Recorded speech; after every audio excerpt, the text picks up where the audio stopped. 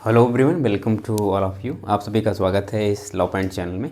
आज हम लोग जो बात करने वाले हैं कि हॉस्टल में सुविधाएं कैसी हैं, फैसिलिटीज़ कैसी हैं, कैसे रहना है, खाना कैसा है, वहाँ का जो फूड्स है वो कैसे हैं, बनाने के तरीका क्या है और हॉस्टल में क्या पढ़ाई का माहौल है कि नहीं है।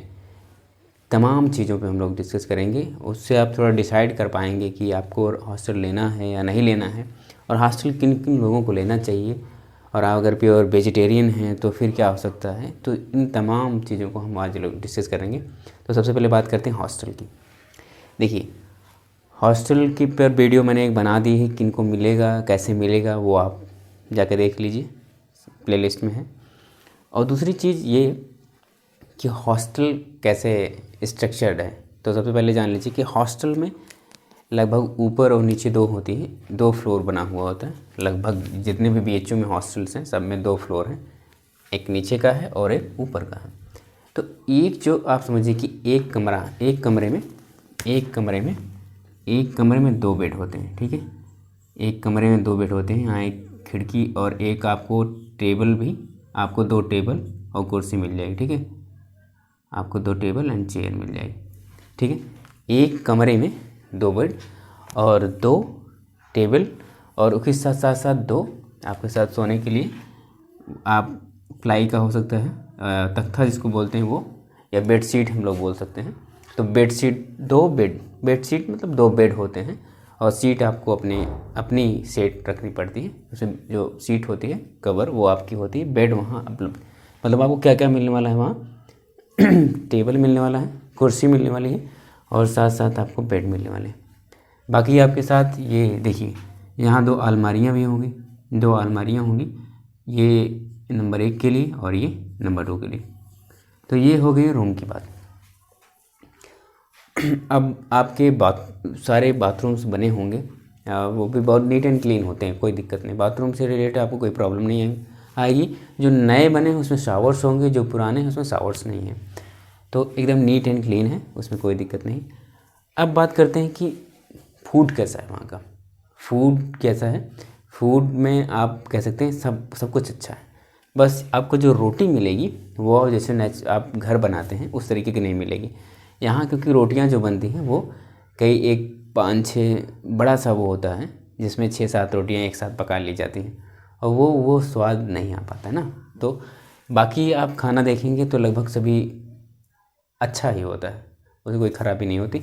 और उसमें आप देखेंगे डिफरेंट टाइप के, आपको डबल चावल, एक फ्राई चावल होगा, एक सिंपल चावल होगा, मतलब सब्जियां 2 होंगी, कुछ न कुछ मीठे के लिए होगा, तो कुछ ना स्वीट होगा या फ्रूट्स होंगे। और साथ साथ यहाँ ये भी है कि आपको नॉन वेज भी मिलेगा, ठीक है। वेजिटेरियन तो बात हो रही नॉन वेज की, तो यहाँ नॉन वेज भी मिलेगा और पूरा एकदम खाने पीने से लेकर कोई दिक्कत होने वाली नहीं है। जो आपको पर यहाँ जो उसकी फ़ी है वो पर 40 रुपये की थाली होती है।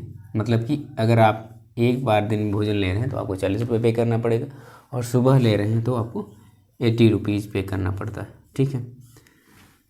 तो ये बात हो गई। अब समझिए कि कितना रूम का जो रेंट होता है, मतलब कि जो आप रह रहे हैं कितना देना पड़ता है। उसके लिए आपको 300 रुपये पे करने पड़ते हैं। जो आप मंथली आप कितना पे करते हैं, मंथ का आप 300 पे करते हैं रहने के लिए। ये आप रहने के लिए आप 300 रुपये मंथ का पे करते हैं और वहीं खाने के लिए लगभग आप 2700 रुपये पे करते हैं। तो ये मतलब आप 2700 रुपये ये पर मंथ का आप पे करते हैं, ठीक है। आप ये खाने के लिए और वो रहने के लिए, तो मतलब आप टोटल लगभग 3000 रुपये पे करते हैं एक मंथ का। ये तो इसका हो गया, एक मॉनेटरी वैल्यू कैसी हुई, इसका क्या सब सिस्टम है, ये हो गया। अब दूसरा बात ये कि क्या हॉस्टल में रह के पढ़ाई हो सकती है, क्या माहौल होता है पढ़ने का।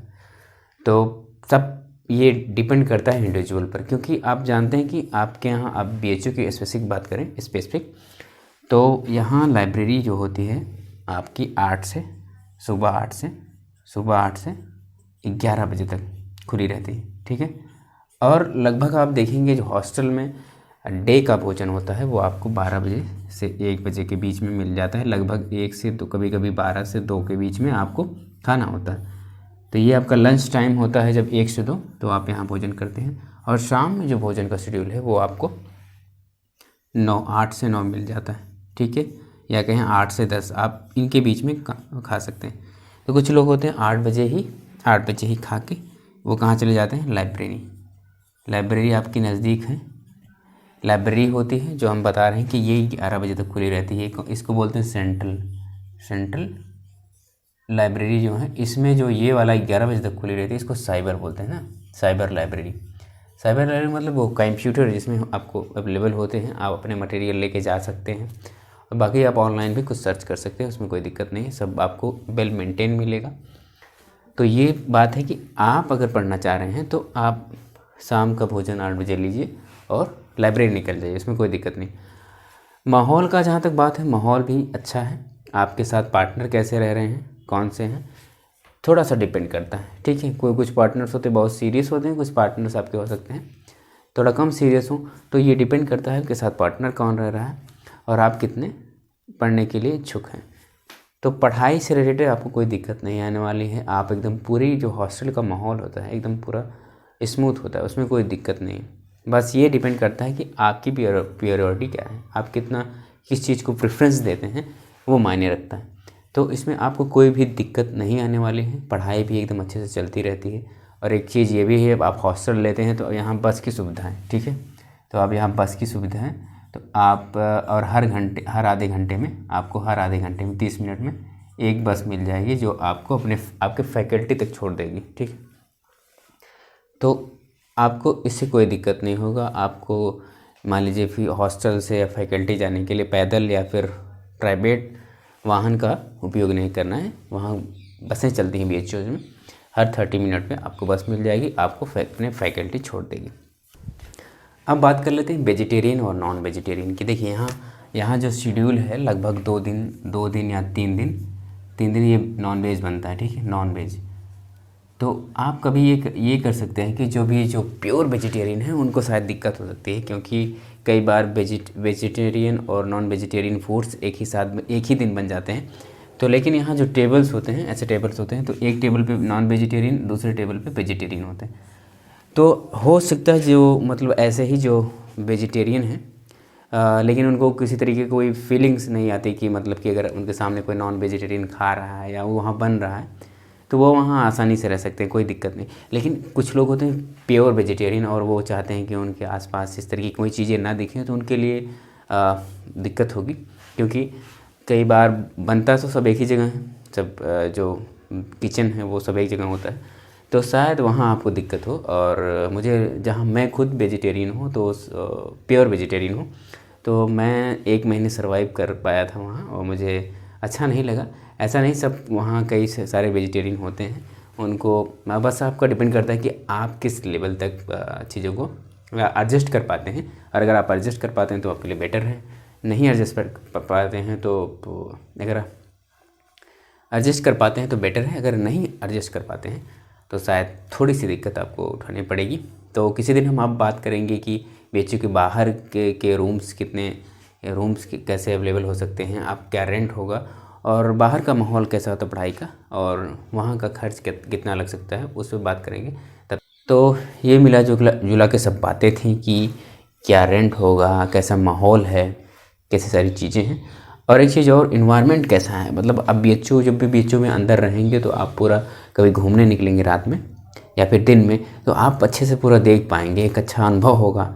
हरियाली एकदम चकाचक है, चकाचौंध है, पूरा एकदम रात में बहुत अच्छा लगता है, दिन में भी बहुत अच्छा आपको लगेगा। और हमेशा BHU के अंदर जो टेम्परेचर होता है बाहर के टेम्परेचर से लगभग 5 या 10 डिग्री कम ही होता है, ठीक है। और आप एकदम अच्छे से अपना यहाँ समय व्यतीत कर पाएंगे। जो भी ग्रेजुएशन में आ रहे हैं, PG के लिए आ रहे हैं या फिर PhD के लिए आ रहे हैं, एक अलग ही आपको अनुभव होगा। और महामना जी ने जो ये काम किया है उसके लिए आप उनको अंदर ही अंदर एक थैंक्स देंगे, और शायद वो व्यक्त करें ना करें, लेकिन अंदर से आपको एक फीलिंग होगी। तो आज के लिए बस इतना ही। आप बताएं वीडियो आपको कैसा लगा, ये जानकारी कैसे आपको लगी। तो मिलते हैं अगली वीडियो में, तब तक के लिए जय हिंद।